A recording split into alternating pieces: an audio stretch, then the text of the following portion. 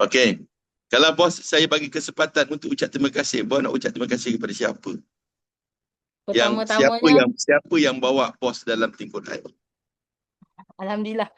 Pertama founder yang pertama-tamanya kalau terima kasih tu first aplikasi TikTok lah kan. Saya buka aplikasi TikTok, saya tak tahu macam mana terlalunya aplikasi Tin Quran. Bila saya scroll-scroll, saya nampak TikTok Melissa Saila. Jadi saya pun rasa cemburu. Saya kata kenapa artis? Maksudnya sebabkan rasa dengki sikit lah kan. Macam bukan dengki yang tak betul. Terasa macam ish, kenapa seorang artis boleh faham Al-Quran, saya tak boleh. Jadi saya pun scroll, saya cari. Malam tu memang saya syukur, memang Allah nak bagi saya, saya jalan kot. Saya dah lama cari hari Jumaat dan waktu saya jumpa aplikasi tu, saya bayar terus tanpa tanpa ada mana-mana orang yang bagi tahu ini aplikasi boleh buat duit ke apa ke. Yang memang saya tahu, oh ini rupanya Allah nak bagi benda yang saya cari, nak faham Quran.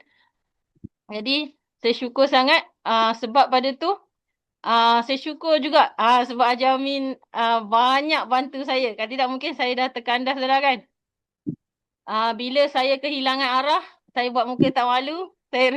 Saya terus merujuk pada Haji Amin. Walaupun saya mungkin fikir kenapa saya terus cari Haji Amin kan.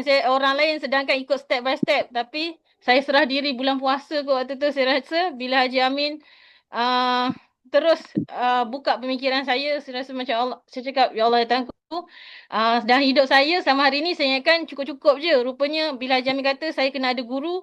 Terima kasih Haji Amin sebab uh, jadi guru saya. Walaupun dalam ramai-ramai saya rasa saya lah anak murid paling degil sekali. Paling teruk sekali. Lambat sekali Okey. tapi saya sabar. Okey bos, terima kasih. Terima kasih bos Anissa. Bukan bos Anissa.